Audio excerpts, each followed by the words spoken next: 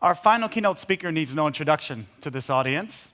Professor Dr. Yanis Varoufakis was the Greek Minister of Finance in 2015. He's a leading participant in current debates on the global and European financial crisis.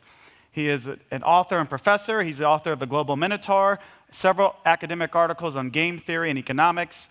He's a professor of economic theory at the University of Athens and holds visiting professorships at the universities of Texas and Stockholm.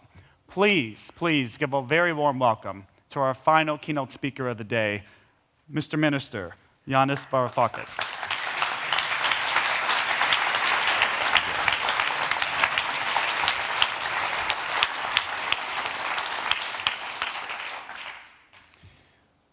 Let me put my timer on so that I don't overdo it.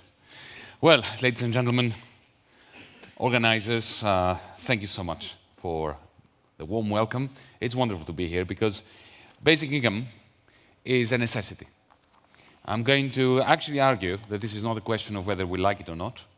It will be a major part of any attempt to civilize capitalism, as capitalism is going through a spasm caused by its own generation of technologies that undermine itself. To put it simply, in the 20th century, we had the stabilization and civilization of capitalism through the rise of social democracy. The New Deal in the United States, the social democratic social market developments in Europe. Unfortunately, this social democratic New Deal paradigm is finished, and it cannot be revived. I shall make some comments on this. But first, let us remind ourselves of what the social democratic New Deal tradition is all about. It's about two things. Firstly, redistribution of income within waged labor, a kind of insurance for the working class insuring the working class. Take, for instance, the National Insurance Contribution Scheme in Britain after the Second World War, unemployment insurance in the United States, working waged laborers effectively providing insurance payments to those out of a job. Same with health provision, pensions, those working today providing for the pensions of those who have stopped working.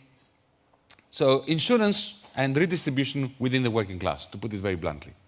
The second dimension, of course, is redistribution between capital and labor, between rents and labor. This takes the form of minimum wages that are negotiated by the state. It's also a process of collective bargaining, usually triangular, involving trades unions, employers, and the state. And of course, taxation, transfers through the taxation system. Now this social democratic tradition, I made a very big statement a moment ago, didn't I? Is dead in the water. And it is dead in the water or dying in the water for two reasons. For reasons that have to do with two earthquakes that have hit our societies on both sides of the Atlantic.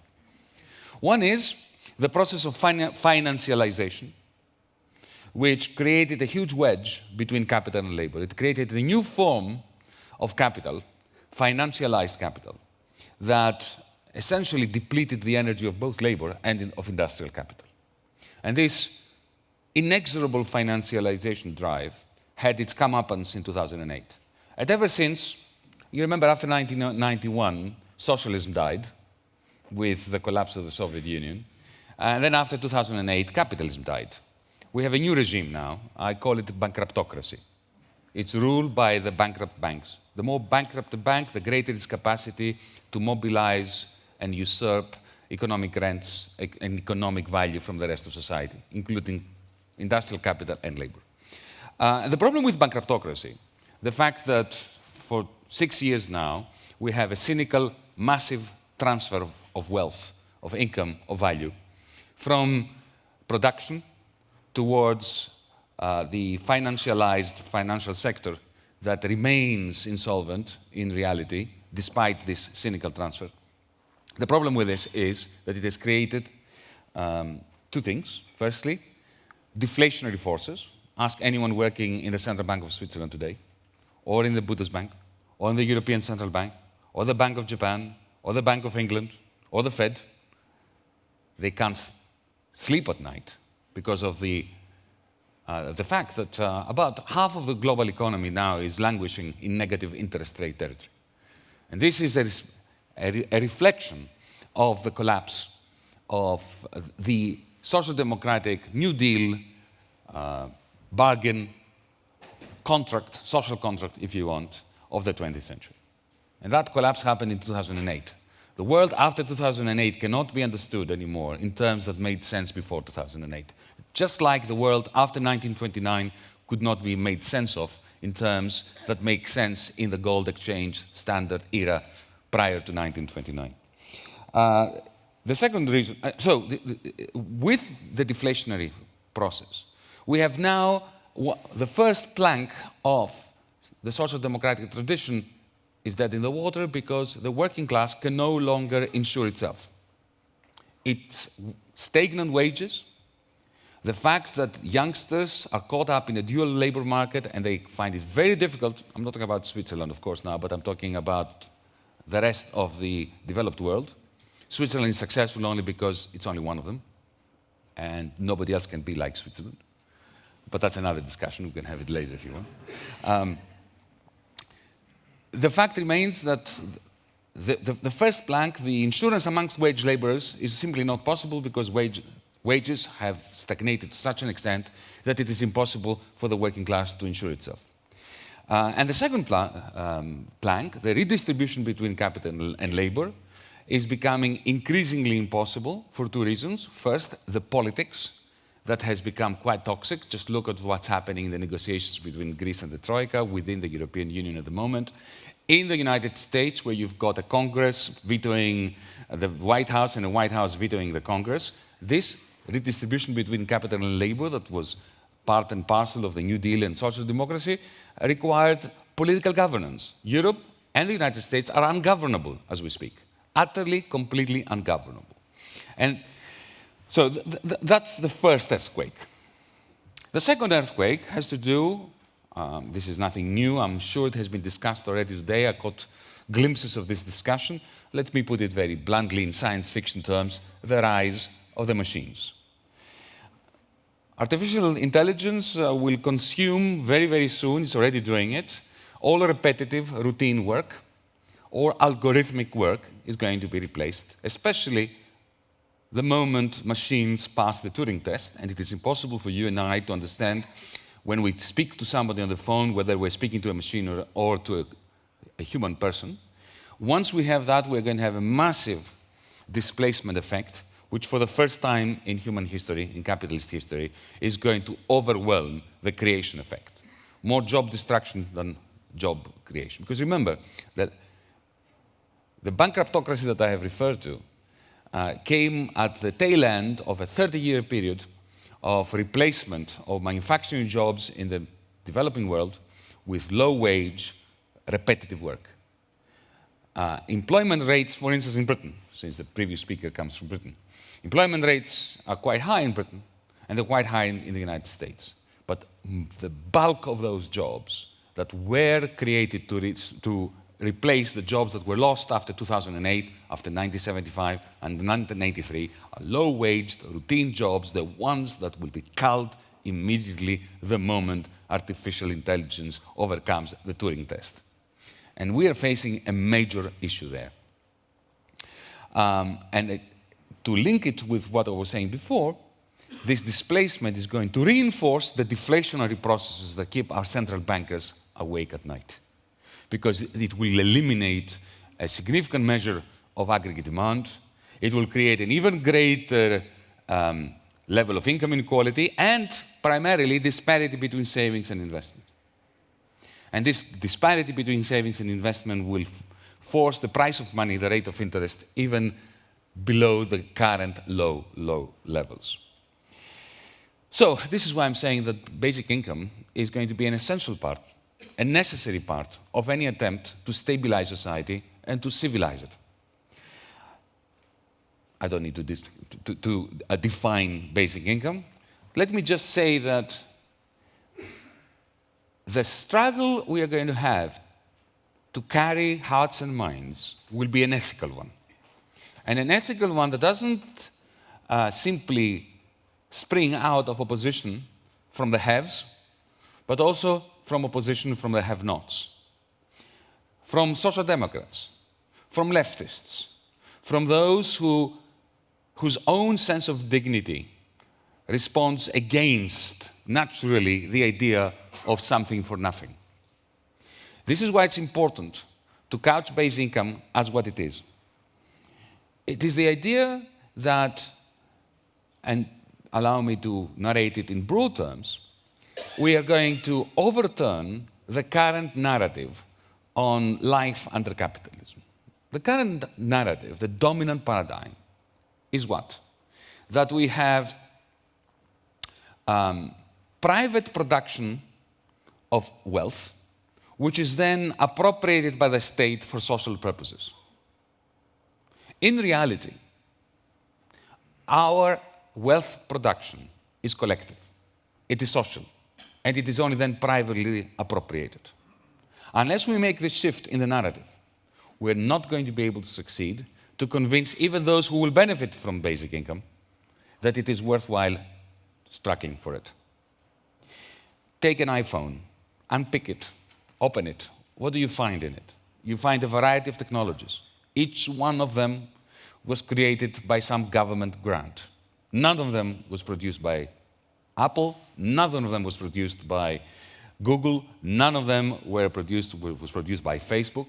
They were all produced by some government grant. This is what I'm saying about, this is why I'm referring to the collective production of wealth, which is then privately appropriated. If you start thinking of it that way, then it's very easy to start thinking of basic income as a dividend that goes to the collective that was responsible for collectively producing the wealth, and the gadgets, and the products, and the markets. Because this false separation, illusory separation between the market and the state needs to be dissolved. There would have been no markets if there were no states. There would have been no capitalism if there was not a state.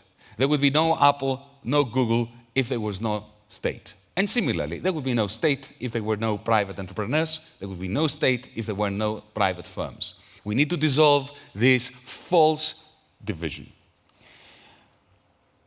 And we have to attack the narrative head-on. Basic income is about giving money to the undeserving. It is about giving money to the rich. It is about giving money to the surfers, the beach bums, the ones that we dislike, the ones that we would not like to be our children, and who, if they were our children, we will be scolding them.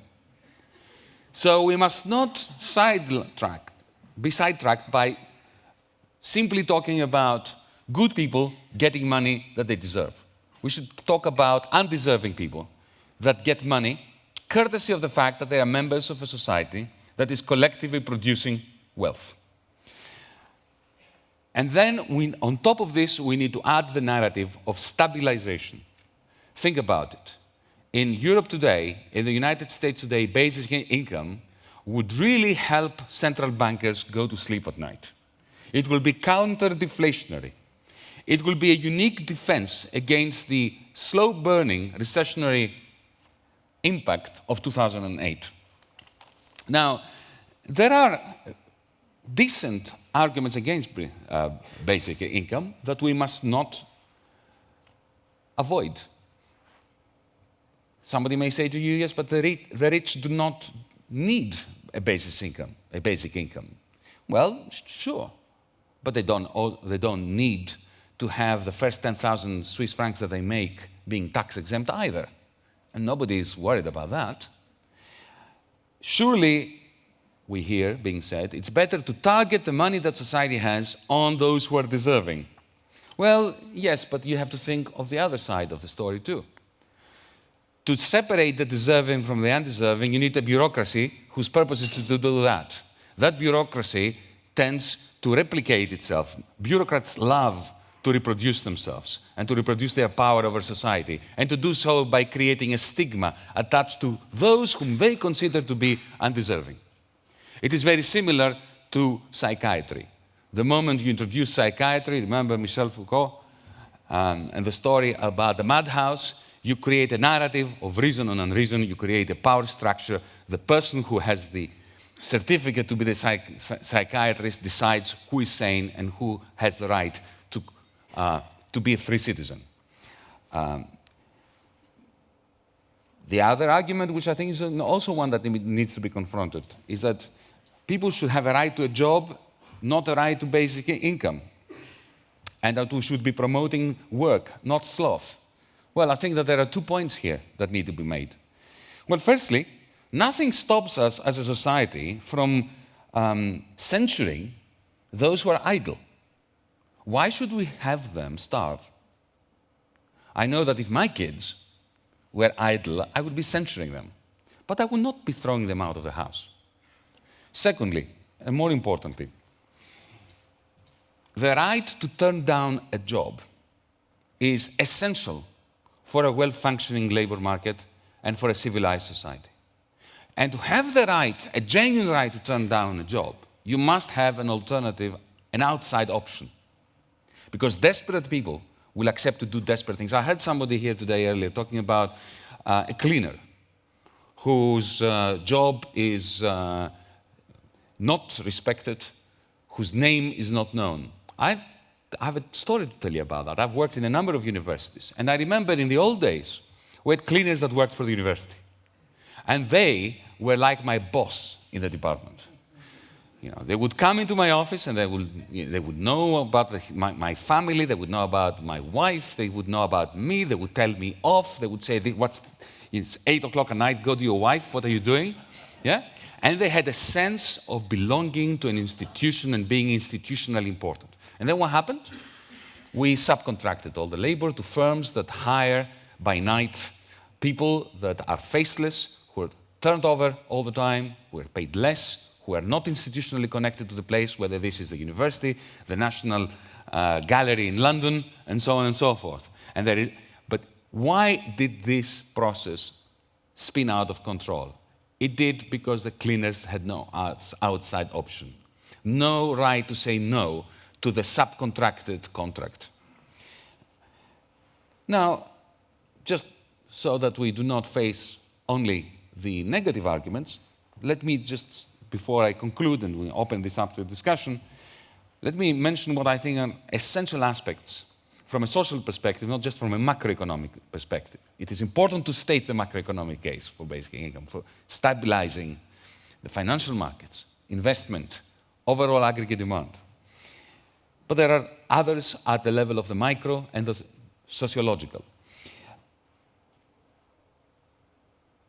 Social democracy put forward the idea of a social safety net. Remember that? Well, we need to counter this. Nets are very good for catching you when you're falling. But when you're caught in them, it's sometimes very difficult to get out of them. It's sometimes very easy to be trapped. Think of basic income as a foundation, not a net. A floor on which to stand solidly and to be able to reach for the sky. Exploitation. Libertarian economists, political theorists, politicians, who claim that liberty is their driving force, define liberty in a negative sense, in the sense of the absence of constraints, of voluntarism. If you've said yes to some contract, that contract must by definition be a free contract, therefore it must be some act of free will. Well, it's not.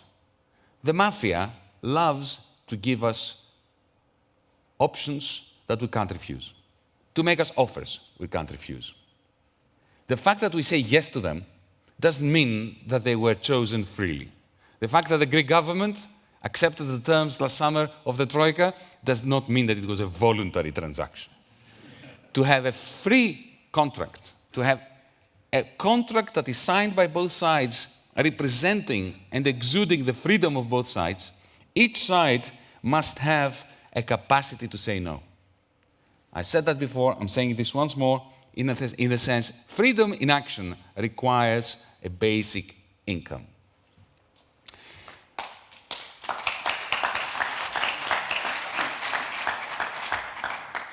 Finally,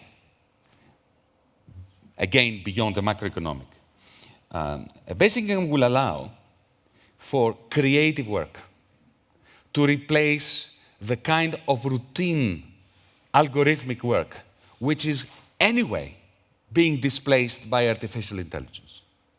So if we want to ameliorate for the ill effects of capitalism undermining itself through producing gadgets that itself cannot survive, then we need to create a system whereby society stakes a claim to the returns to aggregate capital, and this claim becomes an income stream that goes to everyone. I don't see why my children and your children have a right to a trust fund, why Paris Hilton has a right to a trust fund when nobody else does, or very few people do.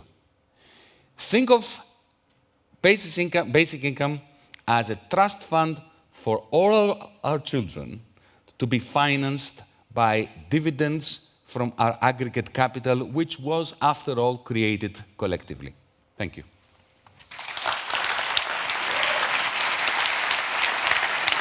Questions?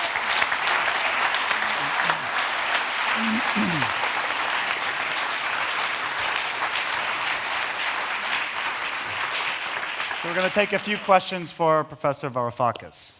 So we got one there. I see one up here. Yep. You've mentioned 3 reasons: the technology, the banks, and also the politics. Do you think is it an unfortunate coincidence, or is it related? Oh, look, I always take a holistic approach, an organic approach. Of course, they're related.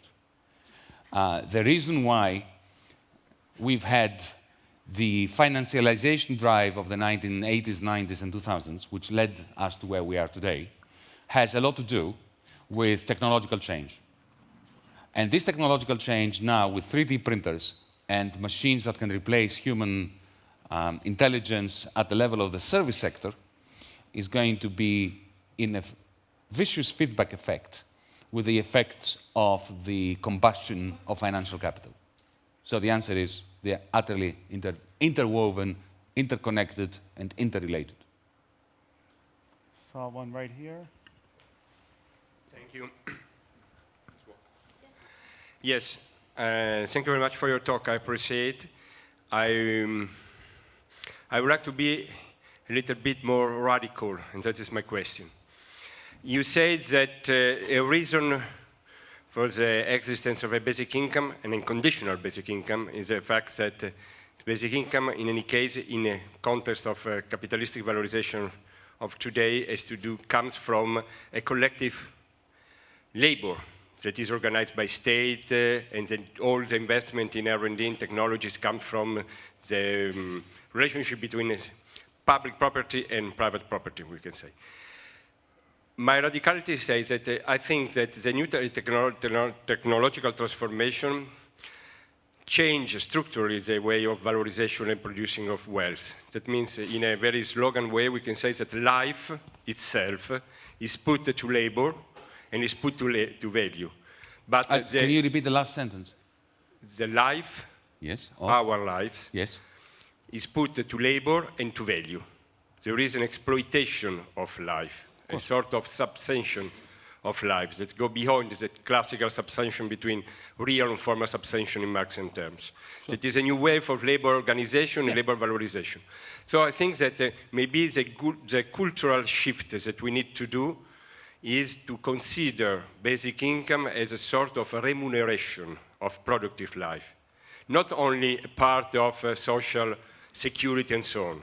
So I think that it's something that goes behind the fact that there is a collective work, so by something more. And I think that it's very useful to stress about these topics, just to give confidence to the idea, to the cultural idea of basic income. But I don't see why we disagree. Thank you. I don't see why we disagree. No, I don't disagree. Yeah, okay. I So will we say, agree. I will say that it's better to, I put it simply by saying to talk okay, in terms of basic income as a sort of remuneration. Okay. Great, thank you. It's That's complementary to wage. That's fine. The way I prefer to say it is that it gives us an opportunity to reconsider the notion that wealth is privately produced and collectively appropriated, when the reality is exactly the opposite. And now, with the internet, for instance, take Google, take Huffington Post, take all the value creation by users, the complete breakdown of the distinction between consumer and worker. So all these corporations have huge input from their own customers. Their customers are producing value, and then they're being turned into fodder, which is being sold to advertisers for value to return, exchange value, to be returned directly to these corporations and exclusively to those corporations, especially given that these corporations pay hardly any tax. So basic income is a very simple way of ensuring that those who produce the value get a larger share of it. So I agree with you. Let's take one right there. Yep. Yes. Yes, thank you very much. I have a question that has kind of been bothering me all day concerning what you call the second earthquake or the rise of the machines. What about those jobs that are not being displaced by technological development but kind of evolving parallel to it, like, let's say, digital sweatshops on the Philippines or click working? So I feel like there's some kind of myth that digital technological innovation is going to replace everything, but isn't there also a job sector, a new job sector evolving where humans are actually doing rather machinic work to train algorithms, to click, to do Facebook censorship that actually requires human work? You're quite right.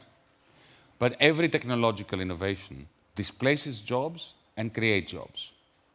What we're facing now is the first moment in history where the ones that are about to be displaced are far more numerous to the ones that which are being created, and the ones who are being created are much, much low-level jobs and more badly remunerated than the ones that are being destroyed. So, yes, you're right. Okay, one right here, and then one right there. Hi, good afternoon, Yanis. Hi, Andrew. Hi, how Good to are see you? you. Good to see you. Haven't seen each other for ages. The question I've got, Yanis, is tangential to universal basic income, but on your experience in government. What do you think the role of the state should be in the transition to the age of automation and the digital economy, and how the state tries to reorientate the skills agenda? At present, we have, in many countries in Europe, apprenticeship and skills agenda, which actually embed the structural weaknesses. So how do you think the state can perform a role in preparing the labour force for the age of automation? That's a great question. I don't think I have an answer to this, Andrew. We certainly need the state to guide the process of not so much human capital formation, but the formation of the body of difficult knowledge which is necessary.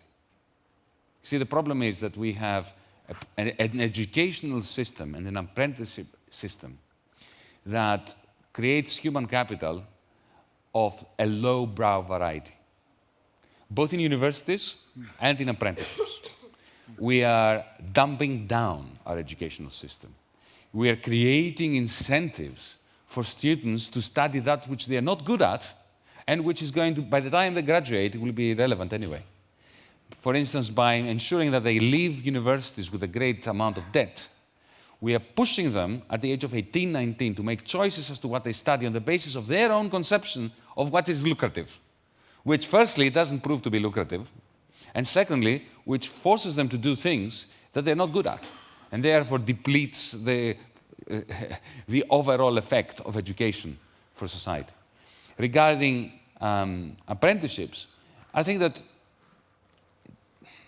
look, in Britain today, even a fantastic apprenticeship system is not going to work because the level of investment is so low. So what jobs will these apprentices get? To say that, a supply-side story that if you create the good apprentices, good industry is going to move to Britain is a bit pie in the sky material. The level of investment is very low, and it's not just in Britain. I am appalled by the statistic of recent that in Germany, the most successful European state, economy, we have the highest level of savings in the history of Germany and the lowest level of investment since 1945. So unless you have together an aggregate investment policy and educational settings and training settings that are in sync with investment, you're going to fail as a society. I saw a last question. I saw a hand right there. Thank you very much, Yanis, for a really interesting talk.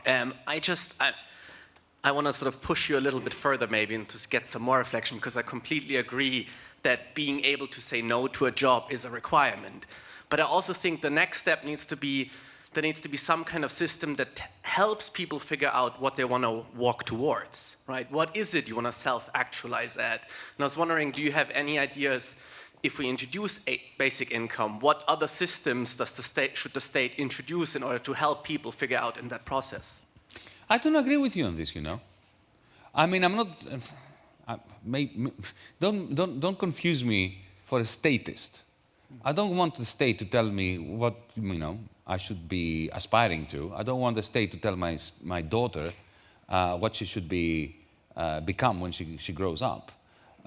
Indeed, I have very little time for all these professional orientation schemes, whether they're state or private, especially when they take 13-year-olds at school and they give them these silly surveys and they tell them, you will become an engineer, you will be a hairdresser, and you're going to be a musician. This is all, I have a very deep belief in the capacity of human minds to work things out for themselves if they don't have to live in terror. That is the main thing.